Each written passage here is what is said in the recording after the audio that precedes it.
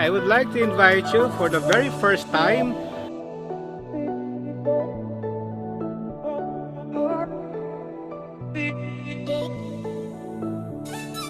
It's an interesting combo of art and plants all in the same space.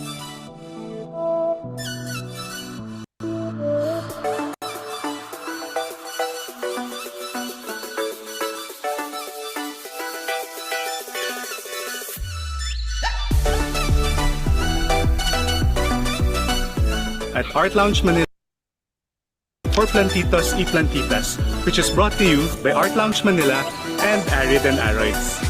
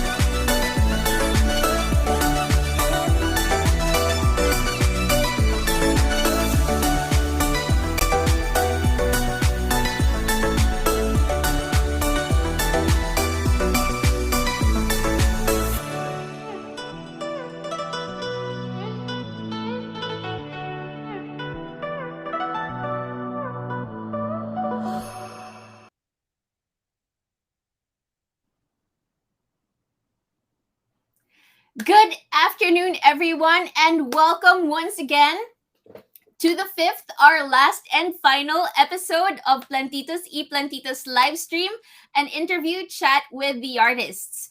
So, the past 4 days have been so insightful and so amazing, and it was just such a treat for myself, and I'm sure for all of you who are watching, to just hear from the artists and get more insight and background into the art that they created and how nature and plants play into their creation, the creation of their art. And so, once again, I just like to remind everyone that Plantitos y Plantitas exhibit artworks are now up on display at Art Lounge Manila at the Podium right now. So you may feel free to visit anytime. But of course, social distancing protocols still apply. So we want everyone to still keep safe, but enjoy the art as well. And of course, if you haven't yet, please like, share, and follow us on social media, both on Facebook and Instagram at Art Lounge Manila. And we also have a YouTube channel.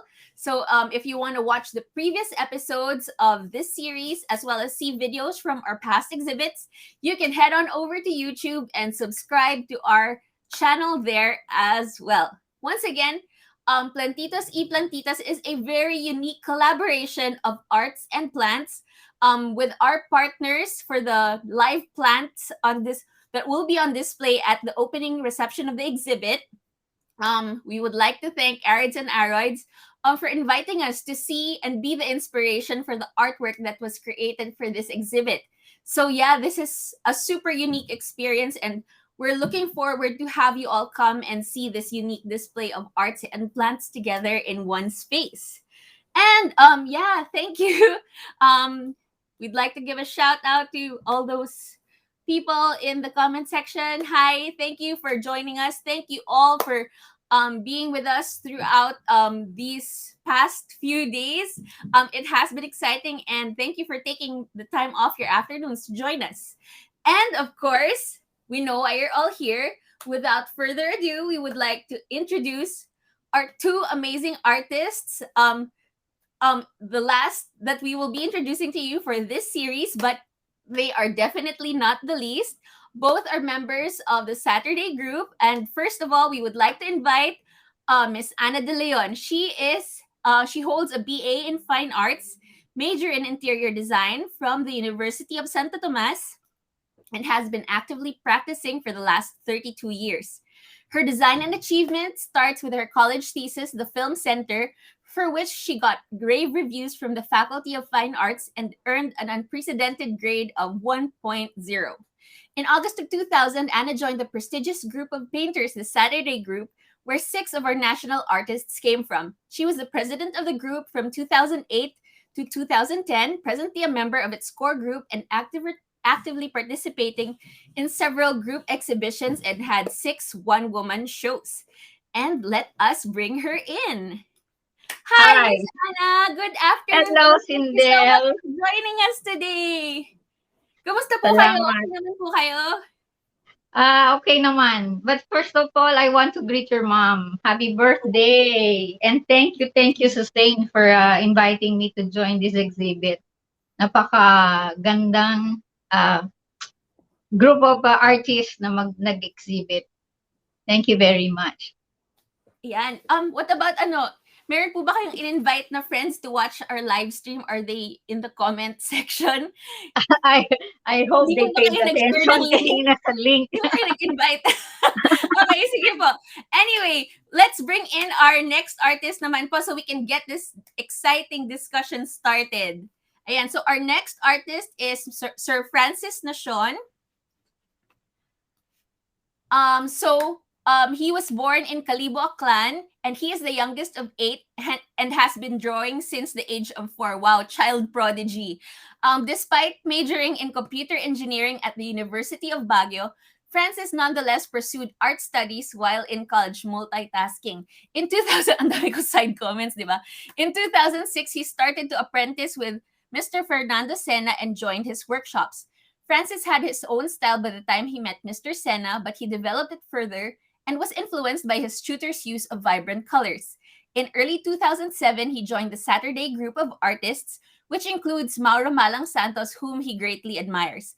The themes of his work show his love and pride for his country and its culture. When you look closely at the characters in his paintings, you will see a bright side and the dark side on the faces. These signify both positive and negative outlooks of a person. So parang psychological cubism somehow. Ayan, so let's bring Sir Francis in. Hi, Sir Hello. Francis! Welcome to our live stream. Kamusta po kayo ngayong tanghaling ito? Okay naman. Good Ganda naman afternoon, si Ma'am Ana. dyan sa likod. Si Miss Kay, nandun na ba? Sino po? Si Ma'am Ay, Ana. Yes, nandito po siya. May message po kayo bago natin siya ibalik on screen. May message po ba kayo for our live audience today? Batiin ko muna yung mom mo. Happy birthday. Siyempre. Tsaka sa mga nanonood, kumusta kayo lahat? Sana okay naman kayo. Yun lang. Okay, if there are fans of the artists or if you have any questions or comments for the artists, everyone feel free to sound off in the comments below. And if we have time, we can address your... Oy, may pa-shout out daw, sir. Sino yan? Si Mitch Del Rosario, nagpapa-shout out po, sir. Mitch, kumusta ka? Okay, ayan. Sige, may pa-shoutout pa tayong libreng-libre today. Okay, let's bring Miss Anna back in and let's get the discussion started. Ayan na si Ma'am Ana. Hello. Ayan. Hello. Welcome, Hello, everyone. Miss Kate. Okay. May ganyan. Ngayon ko lang nalaman, hindi pala siya, yung heart na drawing na heart. Anatomical heart pala siya, kaya ganyan. Yung, Talaga? ito yung valves, tapos siya yung shape ng heart. So, dug-dug. Ganun Okay. pala. Ngayon ko lang din nalaman. Akala ko Yung siya. Galing. Ngayon ko lang galing. nalaman. Ang weird. Anyway, hindi siya kasama sa discussion today, pero yan.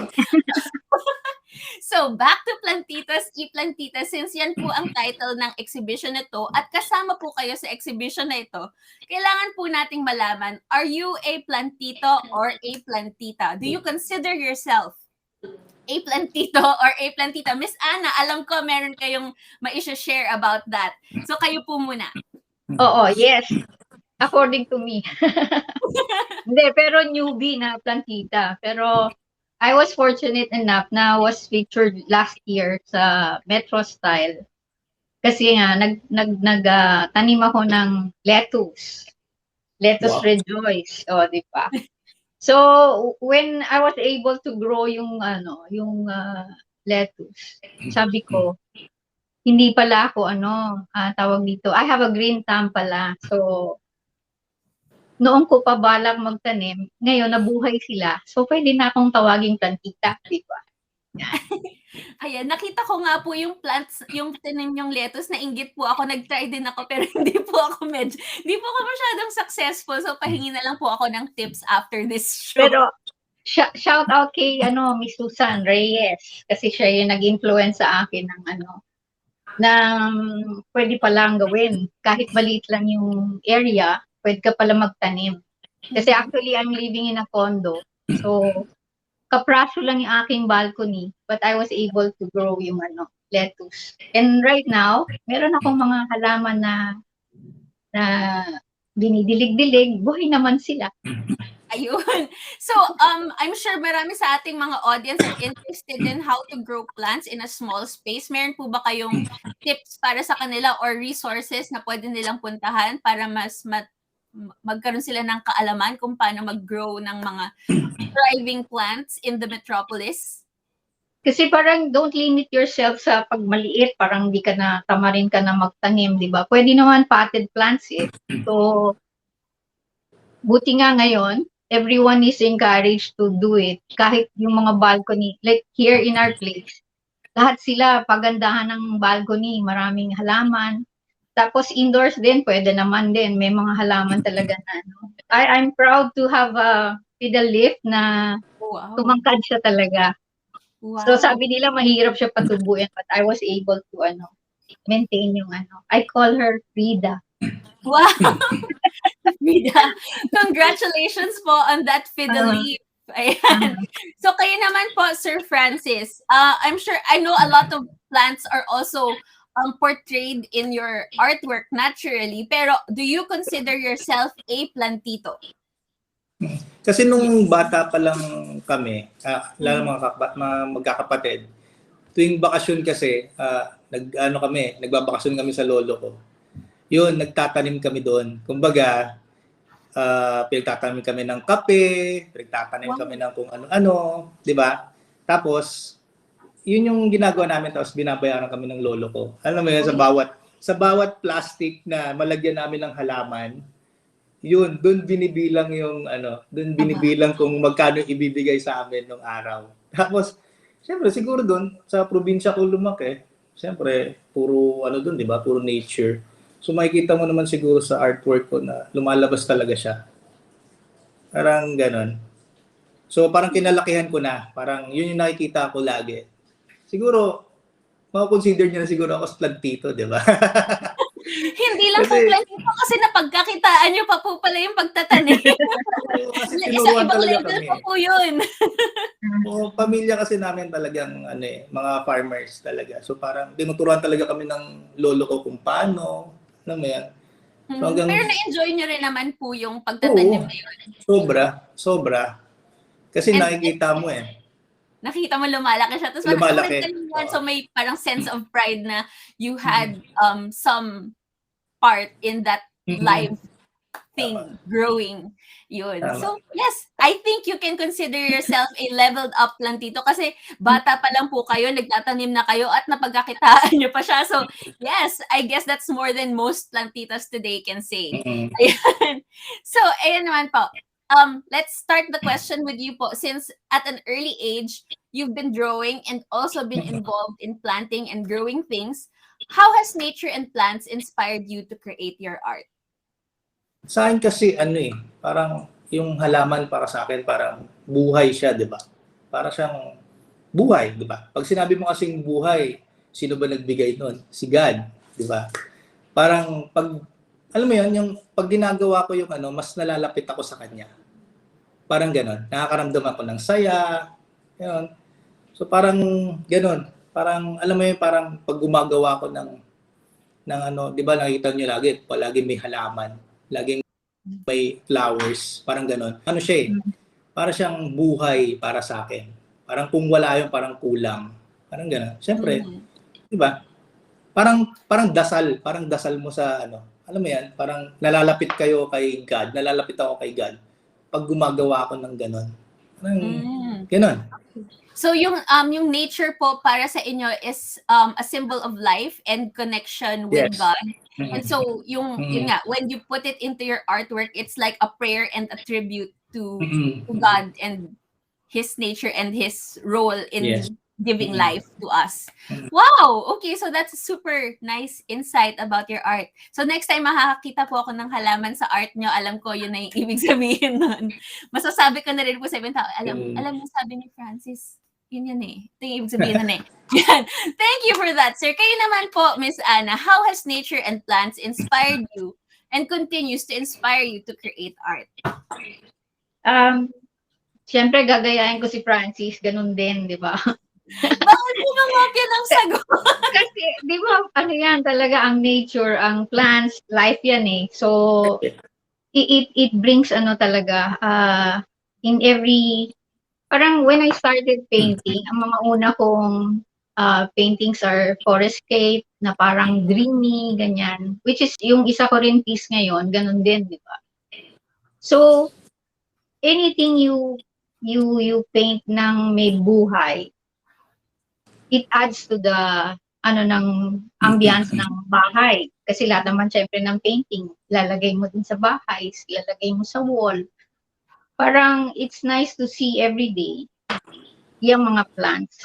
At saka syempre, it's a bigay ni Lord yan eh. So, ito yung mga nakaka-inspire sa iyo na makita mo sa araw-araw. Tulungan ka na maalala mo talaga magpasalamat na actually ang pangarap ko, lagi sana akong merong fresh flowers sa bahay. Kaya kung hindi ko naman din magawa, maganda din nakikita mo na lang sa painting, diba? So much as possible, what we can create ng painting, yung para sana siyang talagang totoo. Not really parang realistic, pero it gives you the feeling of meron kang nature, meron kang halaman sa paligid mo. So, for you po, plants are a daily reminder, a sort of refreshing.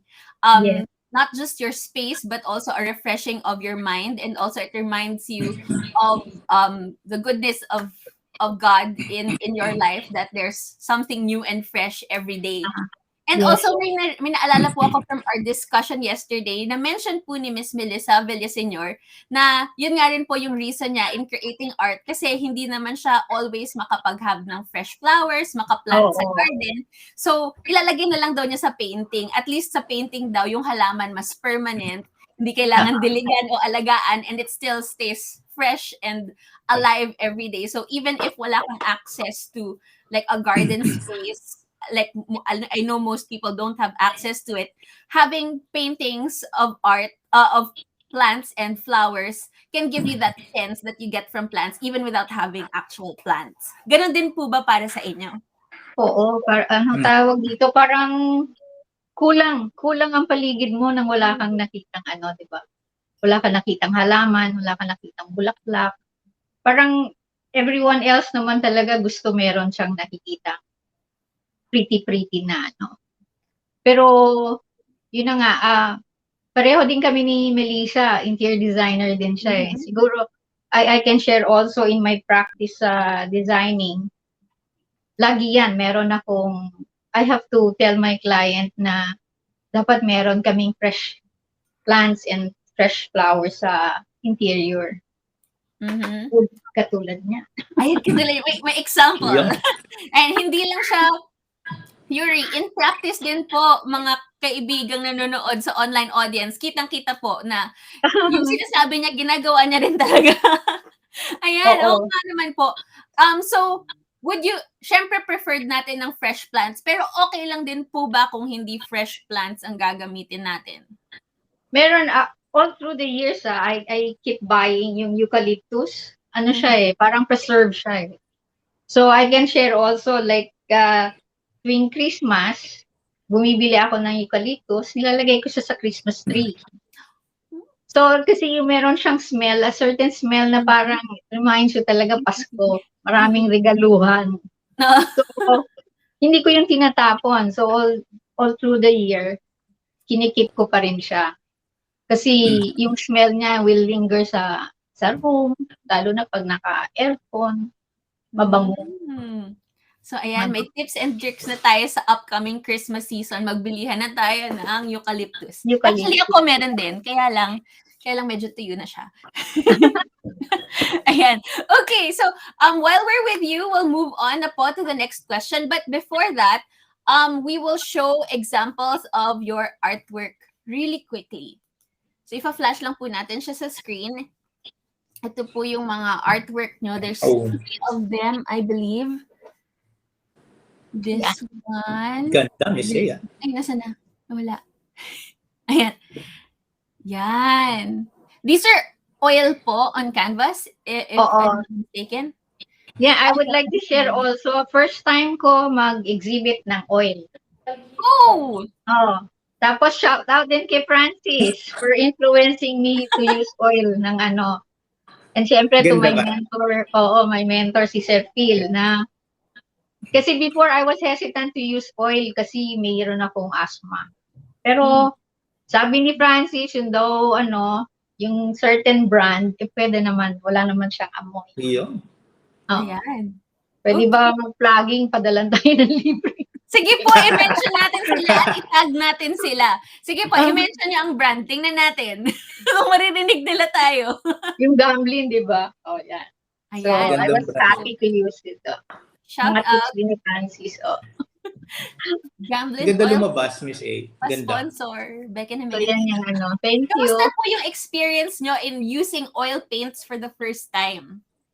Actually, yung bago ko inumpisahan niya, I started collecting and buying yung mga materials nga kasi hindi pa ako familiar. So, yun, I'm happy naman kasi lumabas siya ng malambot. I was eyeing for very soft and sana. Like si Melissa, ang lambot ng mga trabaho niyan. So, yung effect niya at saka yung to use it, okay naman pala, madali naman din pala siya. Kaya lang nga, yung patience ko lang about how soon matuyo yung So, May ibubulong ako dyan sa'yo, Miss A. Ay, yung Ibulong, i-share nyo na po sa ating audience. Sige na po. I'm sure meron yung mga magbe-benefit din sa tips and tricks na yan. Binili ko din yung liquid. Yung liquid, yeah, I did buy yung and it's very overnight lang. Oo, ang galing. Overnight lang tuyo na siya. Ang galing. Parang tagal pa rin. Kasi pag acrylic. Pero kesa 3 days. Sa Kesa sa bagay. 3 days. Nakalimutan mo na yung gagawin mo after 3 days. Oo nga naman. Ayan, so good tip po for those of you watching. Take down notes. Last question po, Miss Anna. Ayan, babalik na tayo sa question number 3. So what particular thing or particular artwork did you enjoy making the most for this exhibit and why? yun na nga, napalabas ko yung yung gusto kong gawin. So, ah, ginawa ko kasi dalawang maliit at saka isang malaki. So, yung umpisa ko yung maliliit. So, kaya naman pala. So, I did the big one. And I'm so happy na I was able to finish it, na isubmit ng Tapos, ang ko lang kasi hindi ako nakasama dun sa trip sa tawag dito, yung field trip sa mismong Arid and Aroids. Mhm. So, I'm thankful sa mga litrato nyo. I was able to see some nice plants talaga na parang nag-inspire din to do it. So, yung process of doing the plants, masarap siya. Masaya ako. And masaya ako now for using oil. Yay! So congrats po on exhibiting your first oil paintings. Congrats po on a new medium. Hopefully, we'll see more of that in the future. Kayo naman po, Sir Francis, can we show the artwork of Sir Francis naman before we move to his third question? So ito po yung artwork ni Sir Francis na entry for Plantitos y Plantitas. So can you tell us a little bit more about this painting po, sir? Ano po yung mga plants na nakikita natin dyan? Ako naman kasi, pagka ginagawa ko yung artwork ko, kumbaga yung ano lang nakikita ko, yun yung ginagawa ko. Kumbaga parang wala siyang kasarian para sa akin. Parang gano'n. So parang similar lang siya doon sa halaman na nakikita ko, tapos kung ano lang lumabas sa utak ko, yun yung ginagawa ko. So yung title niyan is Wild Plants, di ba? So doon naman kasi talaga sila nanggaling sa wild, di ba? So nung ginagawa ko siya, syempre naglalaro na yung imahinasyon. Yung imagination ko, parang syempre, naglaro talaga ako, kumbaga, naglagay ako ng, yung babae dyan, parang ginawa ko siyang diwata, parang gano'n. Siya yung bantay sa mga halaman na nakikita sa wild. So parang pag nagkaroon ka ng kumbaga nakakuha ka nun, tapos na napalago mo siya or napayabong mo siya, ibig sabihin, binigyan ka nila ng gift, parang gano'n. Ng, alam mo yon, na kakayahan para magpayabong ng halaman. Kasi naniniwala kami sa probinsya namin sa Aklan na may mga ganon. So parang nadadala ko siya sa art ko. Okay, so meron pong konting mystical factor pala yung wild plants na yan. So imagination lang naman. Sa akin lang. Sino po yung to clarify lang po, sino po yung nagbibigay ng gift? Yung plants is napag-grow sila, yung bantay. Yung nagbabantay yung may gift. Ayan, okay po. Kumbaga nagbibigay sila ng parang gano'n. Tapos napaka-unique po ng inyong technique in capturing. Yun nga po, it's more of like an impression of the plants and not direct representations of the plants. Paano nyo po ba na-develop yung style nyo na ganyan? I mean, of course, matagal na proseso po yan. But if you can... Matagal. Pero ako kasi parang nung simula, bata pa lang ako, baga gumagawa na ako ng sarili kong mundo eh. Parang gano'n. So parang lahat ng ginagawa ko, parang, alam mo yan, parang ginagawa ko lang yun para sa mundo na yon, sa artwork ko lang. Parang gano'n. So parang, pagka nakikita mo yung artwork ko, parang dinadala ka niya sa ibang dimensyon. Parang gano'n. So yung artwork niyo po are parang your representation of the world that you see inside your mind. Yan. Yes. So kung papasok po tayo sa mind nyo, ganyan po yung world na nakikita natin. The world will be in super vibrant colors. Parang ang saya-saya pong puntahan ng Wonderland na yan. Super exciting. So thank you for sharing your artworks na nagkakaroon yung mga audience natin and yung mga people who see your artworks. They get a glimpse of that world that's inside you. And I guess yun yung nature, yung essence ng art is to share yung saloobin, yung inner world ng artist, yung mga gusto nilang i-share na hindi nila mostly masabi or ma-put into words. They put it in such vivid pictures like you do. So yeah, thank you for sharing us your artwork. So, going back to our third question, what particular thing or thing about your artwork that you submitted for Plantitos y Plantitas did you enjoy making the most, and why? What what aspect of the artwork po did you enjoy making the most? Sino ba yan? Ako o si... Kayo po. We're still ako. waiting. Ah, siguro lahat naman doon. Nag-enjoy naman talaga ako kasi 'di ba, talagang gumana yung ano ko. Alam mo yun, tsaka hindi na iba para sa akin kasi nga 'di ba yung mga halaman parang lalo na nung nakita ko yung ano sa Arid and Aroids, 'di ba? Nung napunta ako doon, parang alam mo yon yung may kakaiba silang mundo doon na sayang nga Miss A, di ka nakapunta. Pero ang ganda, hindi pa tapos Hindi pa siya tapos pero alam ko nakikita ko ang ganda siya pag natapos yun. Sobra. Nakabalik po kami recently, tapos malagong-malago na yung mga yung mga kakatanim pa lang nila doon. Parang sandali pa lang, 2 months pa lang, ibang-iba na po yung itsura. So super worth a visit. Konting plug lang po, if you have the chance to visit Arid and Aroids Plant Museum in Silang, Cavite, it is worth checking out. I think it's the first of its kind in the country, and it's super unique and super different. And kahit hindi kayo bibili ng plants, it's a nice experience for a day trip, just to get out of the city and breathe in fresh air and see the refreshing nature of plants. So going back to you po, may pa-plug pa eh. Going back to you po, Sir Francis, what may difference po ba yung enjoyment nyo between the conceptualization part of the artwork and the actual painting, or pareho lang po yung nai-enjoy equally yung conceptualization part and yung execution part niya? Sa akin kasi parehas lang eh. Parehas lang, alam mo 'yan. Yung ginagawa mo pa lang siya sa, alam mo 'yan, yung kino-compose mo pa lang siya. Tapos yung nakikita mo siyang tapos. Parehas lang eh, alam mo 'yon, iba yung excitement na nararamdaman mo. Parehas lang siya sa akin. Okay po.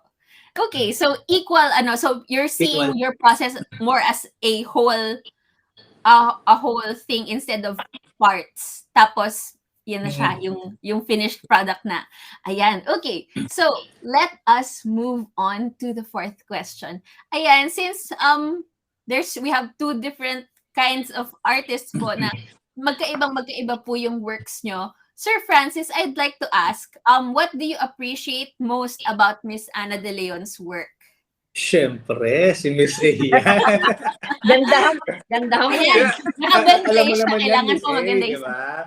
Lagi ko sinasabi sa'yo sabi ko kay Miss A, ang ganda-ganda ng trabaho niya, sobra. Magpinta lang siya ng magpinta. Di ba, Miss A? Yes. Thank you very much. Kasi ang saya tignan eh. Saka alam mo yon yung makikita mong in love yung gumagawa. Woo! In love sa artwork, Oo. Okay po. Miss Anna, kayo naman po. Babalik lang natin yung question. So you can return the favor.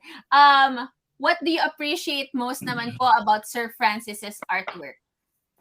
Si Francis, bilib na bilib ako sa tiyaga at saka sa, alam mo yun, parang lahat talagang details, dinadaanan niya. Tapos hindi siya nauubusan, pati-pati sa pagkukombinasyon ng colors niya and the way, yung dedication niya to paint, ibang klase si Francis. So, plus yung style niya is mahirap. So, yung layering pa, di ba? That's when you see yung outcome ng ginawa niya. Kita mo naman, very sellable Kaibigan niya tayo. Ayan. That's what friends are for daw po. Oo. Ayan. Sige, ayan. So, thank you so much for your insight. So, going into our last and final question for this discussion, medyo magsiseryoso naman po tayo ng konti. Kung may mga insights na mapupulot sa atin ang ating mga audience today, saka may konting social relevance tayo. Why do you think it's important, especially in times like now na may pandemic, a lot of people are socially isolated, maraming nade-depress, ganyan. Why is it important in times like now to turn to nature and plants and art? Sino Ay, una? yun po, Miss Ana. Ako una. Siyempre, wala na akong ibang maisip kundi magpasalamat kay Lord. Kasi this is the time to be grateful. Kasi ang daming nangyari ngayon during this pandemic. Parang napakaswerte natin na lalo na as an artist, pati sa mga ibang artist, napakaswerte natin at meron tayong talent na ganito. Na to think it is parang advantage pa na ala-lockdown ang artist Mhm. parang fiesta time pa sa kanila sa amin that we can, stay home and still make a living sa gumawa ka ng art, kumita ka na, masaya ka pa, ang dami mo pang matutulungan. Kasi marami din artist na was able to donate kasi nagkagulo nga tayong lahat dahil dito sa COVID. So, wala akong maisip na word for this fifth question mo is gratefulness. Mhm. So, Lord, thank you so much. And thank you to the people na sumusuporta sa na salamat din sa mga galleries, lalo na syempre.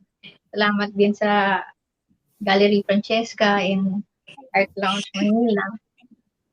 Kasi yung sa akin, doble yung pasasalamat because I was able to do pa na project ng gallery. I was able to design the interior ng gallery. So, sobrang thankful talaga. Thank you, Lord. Hindi mo Mhm. kami pinababayaan. Mhm. So yeah, despite the times, I mean, of course, as artists and as people, there is still so much to be grateful for, and also there are still so many ways that we can give back into our communities and the people who don't have it as good as some of us do. So yeah, as artists, mas marami po kayo ding opportunities to create because of all the time that we have isolated, mas nagiging productive kayo. And it's nice that you can also find ways to put that productivity into good use. Yun. So Yes. thank you for that, Miss Anna. Kayo naman po, Sir Francis, balik po natin yung question. Why do you think it's important, especially in times like now, to turn to nature and plants and art?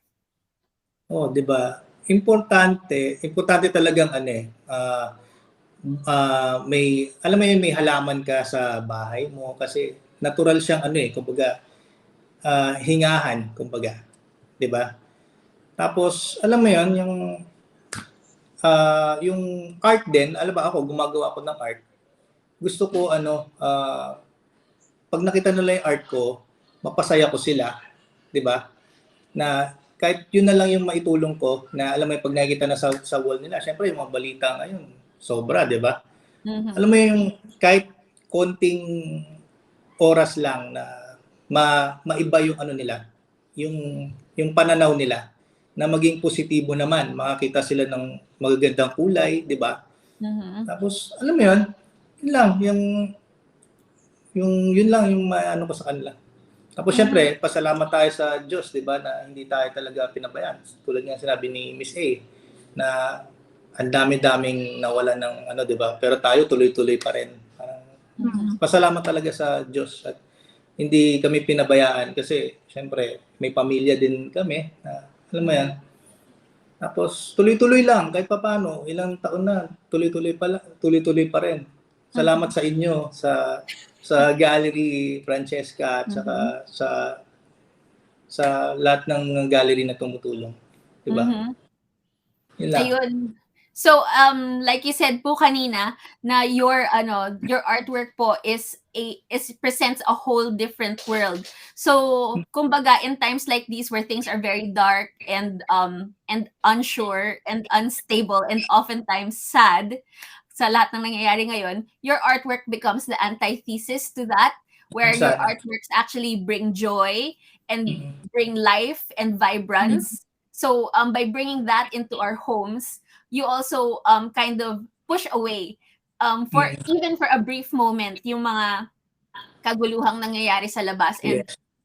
because of art and nature, we're able to enjoy the moment and still be at peace and find joy in those little moments. Ayan. Yes. Thank you po, Sir Francis. Thank you po, Miss Anna. I super Thank you. Thank you, Thank you, Sindel. thank you. this discussion with you. Ang ganda po ng insights ng like to learn about the backstories behind your artworks, and the heart of the artists behind the artwork is something interesting, and most people rarely get to see. So super unique opportunity po. And so in behalf of Art Lounge Manila, thank you so much to the both of you. May final message po ba kayo sa ating mga audience right now? Kayo po muna, Miss Anna. I'm hoping now Nag-lag po ba tayo? Art Lounge can set up kasi excited din ako dun yung plants talaga with the paintings. And then I hope everyone can kung pwede na sana makabisita sa gallery, makita talaga yung actual works namin. Sana maging safe for all of us na makalabas sandali, makita yung trabaho namin. Yes. Thank you so much, Hindel, for the interview. Thank you din po for joining me here today. kahit may konting hesitation kayo, thank you for being here. Thank you so much. I really appreciate it. Kayo naman po, Sir Francis, meron po ba kayong last message, or may thank-youhan po ba kayo sa ating mga audience right now? Salamat sa lahat ng nanood. Saka sana magkita-kita tayo sa opening. Sana matuloy na. Oo. Yes. Iba kasi, iba yung makita mo yung yung mga objects na. Oo. Iba pa rin kaysa sa online. So, yun. Hoping na sana magkaroon tayo ng opening soon, di ba? Yeah, para makita din nila yung live plants together with the artwork. Yun yung part na super excited ako kasi hindi pa nakakita ng ganun ever. So yeah, sana nga po matuloy talaga soon. So thank you po, Sir Francis. Thank you, Miss Anna. Thank you for taking the time to join us here for the 5th and final episode. So thank you. Thank you so much. Ayan, so I hope you enjoy the rest of your day po. Pwede na po kayo makahinga. Ayan, okay, so that concludes our last and final episode for Plantitos y Plantitas live stream chat interview with the artists. And I hope that this series of talks with the artists behind the artwork gave us an insight more into the heart of the artist behind the artwork, and of course how they are inspired by nature and plants in creating their art. Ayan, so much nuggets of wisdom are have been shared throughout these past this whole week actually. So yeah, I hope you all enjoyed this mini series that we did. And once again, we would like to remind you, if you haven't yet, please like, share, and follow us on Facebook and Instagram at Art Lounge Manila. And you can also subscribe to our YouTube channel of the same name. And yeah, if you want to see more videos like this, or videos of our previous exhibits, you can find them all there. And of course, we encourage you, like what Miss Anna and Sir Francis mentioned earlier, we encourage you to visit the on-site exhibition of just the artworks at this point. But we will announce soon when we will be able to do the on-site opening reception, where we will have the live plants as well as the artworks on full display for everyone to enjoy. And we are looking forward to sharing that with you. So stay tuned. Follow us on social media so you will get updated when we announce the final dates for this event. So that's all. Thank you so much for watching. Thank you for taking the time to join us this afternoon. Once again, in behalf of Art Lounge Manila, I am Sindel Tiausas. Thank you and God bless. Stay safe and enjoy the rest of your afternoon.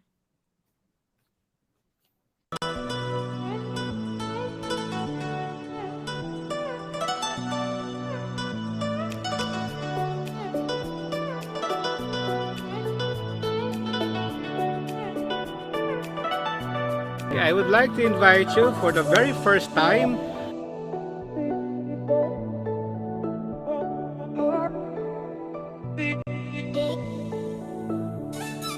It's an interesting combo of art and plants all in the same space.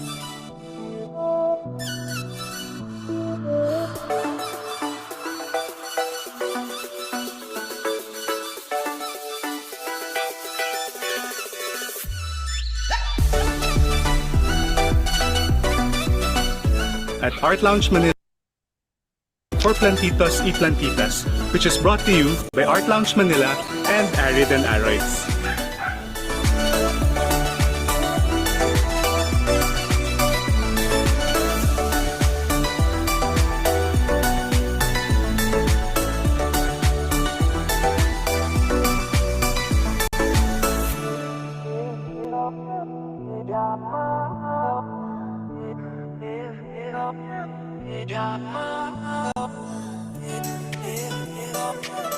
Yeah.